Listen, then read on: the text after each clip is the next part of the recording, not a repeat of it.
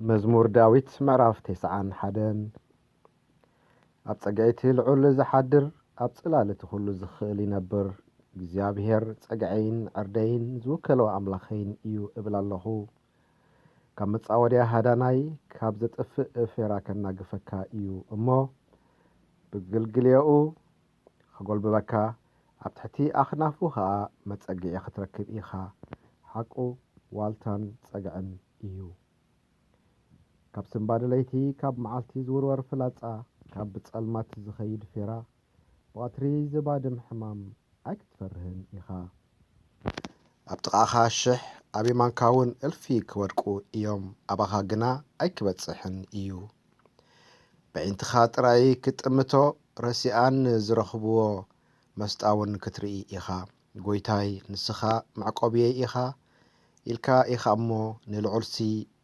መጸጊዕኻ ስለ ዝገበርካዮ እከይ ዘበለ ኣይክረኽበካን ስቓይውን ኣብ ድንኳንካ ኣይክቐርብን እዩ ኣብ ኩሉ መገድኻ ክሕልወካ ንመላእኽቱ ክእዝዘልካ እዩ እሞ እግርኻ ብእምኒ ኣይክትዕንቀፍሲ ኣብ ልዕሊ ኣእዳዎም ክጸሩኻ እዮም ኣብ ልዕሊ ኣንበሳን ተመንን ክትከይድ ሽደን ኣንበሳን ገበልን ክትረግጽ ኢኻ ኣጥቢቑ ስለ ዘፍቀረኒ ከናግፎ ንስመይ ስለ ዝፈለጦ ከልዕሎ እየ ክጽዋዓኒ ኣነውን ክምልሰሉ ብጸበባ ምስኡ ክኸውን ከናግፎን ከኽብሮን እየ ነዊሕ ዕድሜ ኸጽግቦ ምድሓነይውን ከርእዮ እየ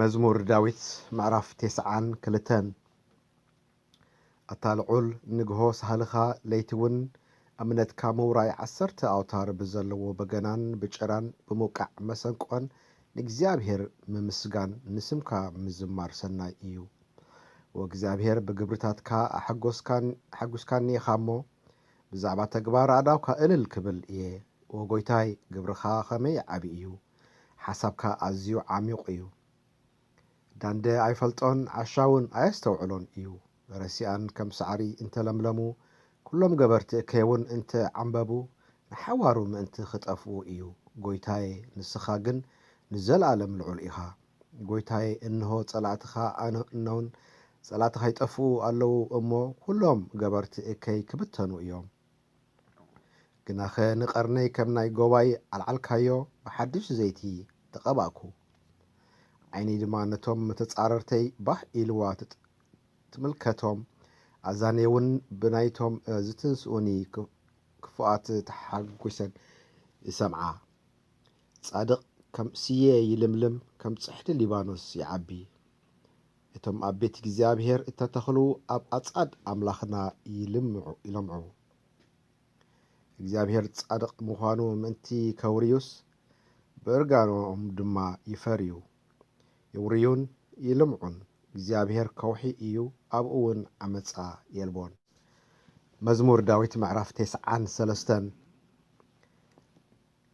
እግዚአብሔር ነጊሱ ግርማ ለቢሱ እግዚአብሔር ለቢሱ ሓይሊ ተዓጢቑ ኣሎ ዓለም ከይትናወፅሲ ኣጽኒዕዋ ኣሎ ዙፋንካ ካብ ጥንቲ ጽኑዕ እዩ ንስኻ ካብ ዘለዓለም ኢኻ ጐይታዬ ወሓይዝ ኣልዓሉ ወሓይዝ ድምፆም ኣልዓሉ ወሓይዝ ህማሞም ኣልዓሉ ካብ ድምፂ ብዙሕ ማያት ካብ ስልጡን ማዕበላት ባሕሪ እግዚአብሔር ኣብ ላዕሊ ይስልጥን ምስክራትካ ኣዝዩ እሙን እዩ ጐይታዬ ንቤትካስ ንዘላለም ቅድስና ይግባእ መዝሙር ዳዊት ምዕራፍ 94 እግዚአብሔር ኣምላኽ ሕነ ኣታ ኣምላኽ ሕነ ኣንጸባርቕ ኣታ ፈራዲ ምድሪ ተንስእ ንዕቡያት ከም ገብሮም ፍደዮም ክሳብ መዓዝ እቶም ረሲኣን ጐይታዬ ክሳብ መዓዝ ረሲኣን ክዕወቱ እዮም ዘረባ ድርቅና የፈልፍሉ ኩሎም ገበርቲ እከይ ይጀሃሩ ኣለዉ ወእግዚአብሔር ንህዝብኻ ይቅጥቅጥዎ ንርስትኻ እውን ይጨንቕዎ ኣለዉ ንመበለትን ስደተኛን ይቐትሉ ንዘኽታማት ከዓ ይሓርዱ እዮም እሞ እግዚአብሔር ኣይርእዮን ኣምላኽ ያዕቆብ ኣየስተብህሎን እዩ ይብሉ ኣለዉ። ኣቱም ዳንዴታት ህዝቢ ኣስተውዕሉ፣ ኣቱም ዓያሱ መዓዝ ኢኹም እትልብሙ? እዝኒ ዝተኸለስ ኣይሰምዕን ዶ? ዓይኒ ዝፈጠረስ ኣይርእን ዶ እዩ? ንህዛብ ዝቐጽዕ ፍልጠት ንሰብ ዝምህር ኣይግስጽን ዶ እዩ? እግዚኣብሔር ንሓሳባት ሰብ ከንቱ ምዃኑ ይፈልጦ እዩ። ወእግዚኣብሔር ጉዳጉድ ንረሲእ ክሳዕ ዝኩዓት እቲ ካብ መዓልቲ መከራ ከተህድኦ ኢልካ እትቐጽዖን ብሕጊኻ እትምህሮን ሰብ ብፁዕ እዩ። 4 እግዚኣብሔር ንህዝቡ ኣይክድርብዮን ንርስቱ ኸኣ ኣይክሓድጎን እዩ። ፍርዲ ኣብ ጽድቂ ክምለስ እዩ እሞ ኩሎም ቅኑዓት ልቢ ክስዕብዎ እዮም። ኣብቶም ገበርቲ ክፉእ መን ይትንስኣለይ? ኣብቶም ዓመፀኛታት ከ መን ይቖመለይ? እግዚኣብሔር ረድኤተይ ነይሩ እንተዘይከውንስ ነፍሰይ ኣብ ስቕታ ንምሕዳር ምቐረበት ነይራ። ጐይታየ እግረይ ኣንደልሃፀ ምስ በልኩ ጸጋኻ ደገፈኒ። ጓህ ልበይ ኣብ ውሽጠይ ምስ በዝሐ ምጽንናዕካ ንነፍሰይ ኣሐጐሳ። ከም ሕጊ ኢና እናበሉ ዓመፅ ዝገበሩ መንበረ ጥፍኣት ዶ ምሳኻ ሕብረት ኣለዎም እዩ? ንነፍሲ ጻድቕ ሓቢሮም ይወድቅዋ፣ ንንጹህ ደም ድማ ይኹንንዎ ኣለዉ። እግዚኣብሔር ግና በሪኽ መጸግዕየይ፣ ኣምላኸይ ድማ ከውሐይ መዕቆብየይ እዩ። ኣብ ርእሶም ይመለስ ብእከዮም ከዓ ከጥፍኦም እዩ። እግዚኣብሔር ኣምላኽና ከጥፍኦም እዩ። ምዕራፍ 95 ንዑ ንእግዚኣብሔር ብሓጎስ ንዘምር፣ ንኸውሒ ምድሓና ዕልል እንበለሉ። ብምስጋና ኣብ ቅድሚኡ ንብጻሕ፣ ብመዝሙር እልል እንበለሉ። እግዚኣብሔር ዓብዪ ኣምላኽ ኣብ ልዕሊ ኩሎም ኣማልኽቲ ድማ ዓብዪ ንጉስ እዩ እሞ ማዕሙቕ ምድሪ ኣብ ኢዱ፣ ምብራኽ ኣኽራን ከዓ ናቱ እዩ። ባሕሪ ናቱ እዩ፣ ንሱ ፈጠሮ። ንንቁፅ ምድሪ እውን ኣዳው ገበረኦ። ንዑ ፍግም ኢልና ንስገድ፣ ኣብ ቅድሚ እግዚኣብሔር ፈጣሪና ንንበርካኽ። ንሱ ኣምላኽና እዩ፣ ንሕና ድማ ህዝቢ መጓሰይኡ። ኢዱ እትኽብክበን ኣባጊዒና እሞ ሎሚ ድምፁ እንተሰማዕኩም፣ ከም ኣብ መሪባ ከምቲ ብመዓልቲ ማሳ ኣብ በረኻ ኣቦታትኩም ክፍትኑኒ ክዕዘቡ ንኸለዉ ግብረይ ዝረኣዩ ኮይንኩም ልብኹም ኣይተትርሩ። በቲ ወለዶ እቲ 40 ዓመት ተመነወኒ፣ መገደይ ዘይፈልጡ ብልቦም እተጋገዩ ህዝቢ እዮም በልኩ። ስለዚ ኣብ ዕረፍተይ ኣይክኣትውን እዮም ኢለ ብኹራይ መሓልኩ። መዝሙር ዳዊት ምዕራፍ 96 እግዚኣብሔር ሓድሽ መዝሙር ዘምሩ፣ ኩልኸ ምድሪ ንእግዚኣብሔር ዘመሪ። ንእግዚኣብሔር ዘምሩ፣ ንስሙ ባርኹ፣ ኣብ መዓልቲን መዓልቲን መድሓኑ ኣበስሩ። ክብሩ ኣብ ማእከል ኣሕዛብ፣ ተኣምራቱ ኣብ ማእከል ኩሎም ህዝብታት ኣዘንትዉ። እግዚኣብሔር ዓብዩ፣ ምስጋናውኻ ኣዝዩ ብዙሕ እዩ እሞ ካብ ኩሎም ኣማልኽቲ ዘፍርህ እዩ። ኩሎም ኣማልኽቲ ኣሕዛብ ከንቱ እዮም፣ እግዚኣብሔር ግና ሰማያት ገበረ። ግርማን ክብረትን ኣብ ቅድሚኡ፣ ሓይልን ጽባቐን ኣብ መቕደሱ እዩ።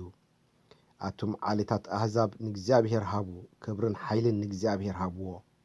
ንእግዚኣብሔር ክብሪ ስሙ ሃቡ፣ መስዋዕቲ ሒዝኩም ናብ ኣጸዱ እተዉ። ንእግዚኣብሔር ብቕዱስ ክብረት ስገዱ፣ ኩልኸ ምድሪ ኣብ ቅድሚኡ ኣንቀጥቅጢ። ኣብ ማእከል ኣሕዛብ እግዚኣብሔር ነጊሱ፣ ዓለም እውን ከይትናቃነቕ ጸኒዓ ኣላ። ንህዛብ ብቕንዕና ክፈርዶም እዩ ኢልኩም ንገሩ። ሰማያት ይተሓጐሱ፣ ምድሪ እውን ባህ ይበላ። ባሕሪ ምልኣቱን ይናወፅ። ይመጽእ ንምድሪ ክፈርድ ይመጽእ፣ ንዓለም ብጽድቂ ንህዛብ ብሓቂ ክፈርድ እዩ እሞ መሮርን ኣብኡ ዘሎ ኩሉን ባህ ይበሎም። ሽዑ ኩላቶም ኣእዋም ዱር ኣብ ቅድሚ እግዚኣብሔር እልል ክብሉ እዮም። መዝሙር ዳዊት ምዕራፍ 97 እግዚኣብሔር ነጊሱ፣ ምድሪ ትተሓጐስ፣ እቶም ብዙሓት ደሴታት ባህ ይበሎም። ደበናን ጸልማትን ይኸብዎ፣ ጽድቅን ፍርድን መሰረት ዙፋኑ እዩ።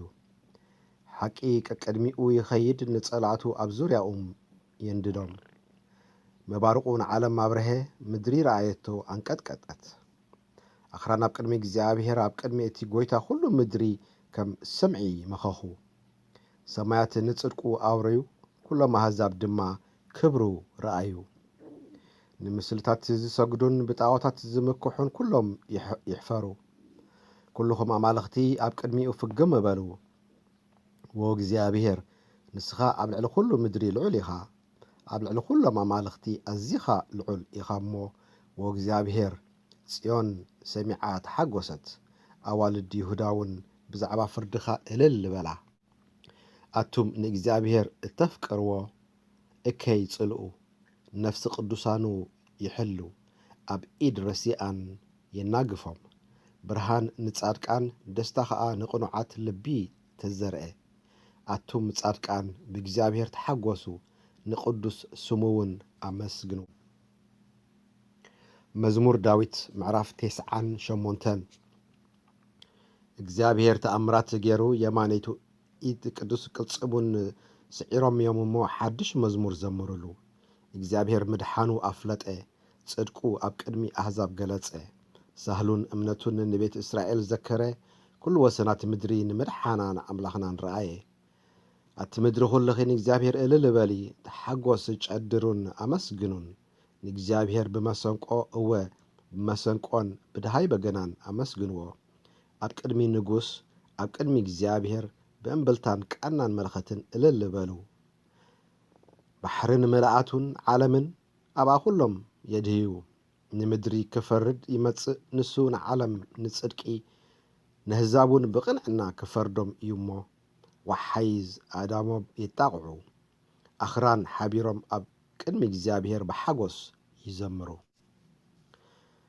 መዝሙር ዳዊት ምዕራፍ 99 እግዚአብሔር ነጊሱ ኣሕዛብ ይርዓዱ ኣብ ልዕሊ ክሩቤል ተቐሚጡ ምድሪ ተንቀጥቀጥ እግዚአብሔር ኣብ ጽዮን ዓብዩ ኣብ ኩሎም ኣሕዛብ ልዑል እዩ ቅዱስ እዩ እሞ ነቲ ዓብይ ዘፍርህን ስምካ የመስግንዎ ሓይሊ ንጉስ ድማ ፍርዲ ይፈቱ እዩ ንስኻ ቅንዕና ኣጽናዕካ ፍርድን ጽድቅን ኣብ ቤት ያዕቆብ ገበርካ ንእግዚአብሔር ኣምላኽና ልዕል ኣብልዎ ቅዱስ እዩ እሞ ኣብ ድኳ እግሩ ስገዱ ሙሴን ኣሮንን ኣብ ማእከል ካህናቱ ሳሙኤልካ ኣብ ማእከል እቶም ስሙ ዝጽውዑ ናብ እግዚአብሔር ተማህለሉ ንሱውን መለሰሎም ብዓንዲ ደበና ተዛረቦም ንምስክራቱን ነቲ ዝህቦም ሕግን ሓለወ እግዚአብሔር ኣምላኽና ንስምካ መለስካሎም ይቕረ እትብል ኣምላኽ ኮይንካዮም ግናኸ ስለ ክፉእ ግብሮም ሕነ